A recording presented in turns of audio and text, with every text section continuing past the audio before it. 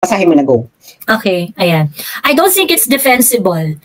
I'm extremely dismayed, disappointed, and disillusioned to hear that the US government would do that. Daniel Lucy, infectious disease specialist at Dartmouth Geisel School of Medicine. The US military is prohibited from targeting Americans with propaganda, and Reuters found no evidence the Pentagon influence operation did so. Spokespeople for Trump and Biden did not respond to requests for comment about clandestine program. A senior Defense Department official acknowledged the U.S. military engaged in secret propaganda to disparage China's vaccine in developing world, but the official declined to provide details. A Pentagon spokeswoman said the U.S. military uses a variety of platforms, including social media, to counter those malign influence attacks aimed at the U.S. allies and partners. She also noted that China had started a disinformation campaign to falsely blame the United States for the spread of COVID-19. In an email, the Chinese Ministry of Foreign Affairs said that it has long maintained the U.S. government manipulates social media and spread misinformation. Manila's embassy in Washington did not respond to Reuters' inquiry, including whether it had been aware of the Pentagon operation. A spokesperson for the Philippines Department of Health, however, said the findings by the Reuters deserve to be investigated and heard by the appropriate authorities of the involved countries. Some in the Philippines, when told of the U.S. military propaganda effort by Reuters, expressed outrage. Itong Manila's embassy in Washington, malamang ang nire-reach out nila dito si Babes Romualdez, ano? Of course. And it was Babe Romualdez who told President Duterte na sige na ibalik mo ng EDCA, otherwise hindi tayo magkakaroon ng vaccines. And it is, I'm pretty sure Babe Romualdez is part of this. Putang ina, can you imagine? The Filipinos didn't want the Chinese vaccine. They had to wait the vaccine that the United States would have to give, and it came with a price. They have to be given the EDCA sites. They have, the VFA would have to be yes. Putang ina. And nakakaloka dyan, we had the worst cases of COVID. And that's in the region because the vaccines were, because itong vaccines ng Sinovac, etc. were demonized by the US military. They don't fucking care about Filipinos. If you don't wake up, putang ina ninyong mga Pilipino kayo. Matay tayo pare-pareha sa katangahan. Continue, Joey. Naiiyak ako, girl. Grabe, no? Okay. Actually, nakakaiyak talaga. Bakit tayo ganito? Bakit tayo ganito? Bakit tayo Putang ina, bakit tayo naging ganito katanga? Wow.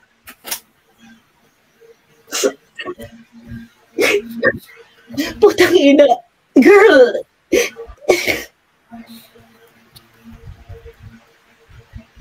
Well, this is how America treats you. You know, you're just an instrument, you're just a tool, they will do anything. Bakit tayo naging ganito katanga?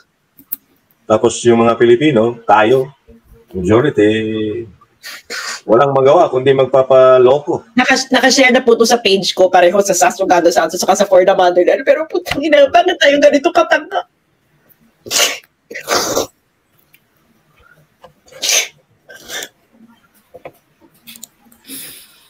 Bakit tayo ganito katanga? Ginago tayo. Parang hindi nyo makita yung balitang ginago tayo. Ay, hindi to Pilipino nagsusulat. Mga foreigner na. Concern na sila sa atin dahil ang tatanga natin.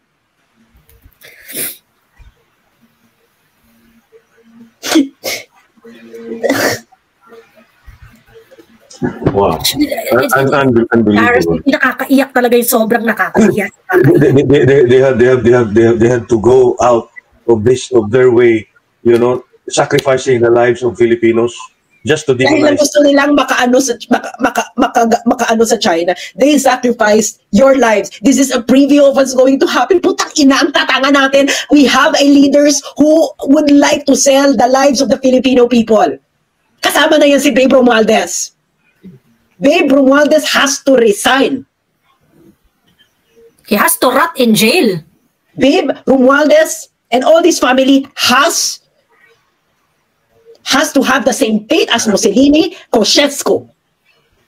Senator Amy Marcos, she heads the Committee on Foreign Relations. She should investigate. Yeah, yes! Senator Amy! My God! Putang ina, Senator Amy, manindigan ka na ngayon. Yung pinsan mo, putang ina, binenta tayo ng bonggang-bongga. Ang alam mo, bakit tayo ganito? Alam mo yung parang, are we so stupid as a nation na kaya na ganito tayo niloloko? Girl, ito na, foreigners na nagsasabi, millions of lives were put at risk because of the United States. And we don't fucking care.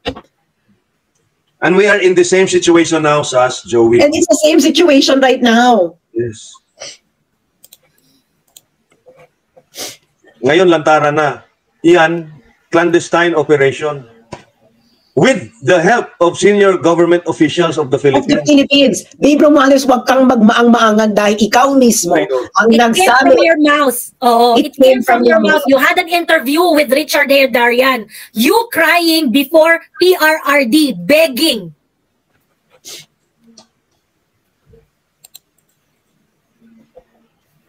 But again, I would like to call on Senator Amy.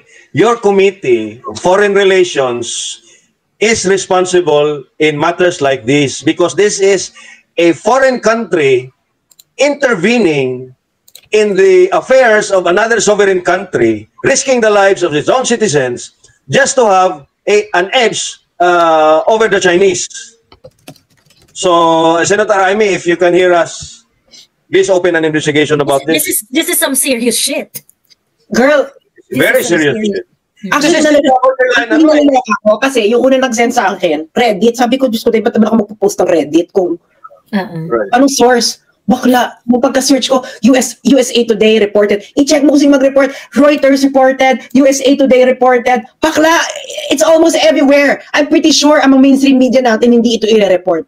Hindi yan. Hindi yan. Pag hindi ito ni-report pag hindi ito headline ng Inquirer, hindi ito headline ng kahit anong mainstream media, putang ina, sunugin ninyo lahat ng Inquirer ninyong or lahat ninyong Inquirer ninyong mga newspaper just to show your indignation sa mga American colonial collaborators na ito. These are the real traitors of the country.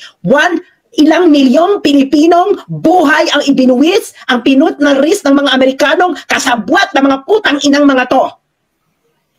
This is the reality of the country. Sinasampal na tayo ng mga foreigners ng katotohanan at tayo nagpapagago.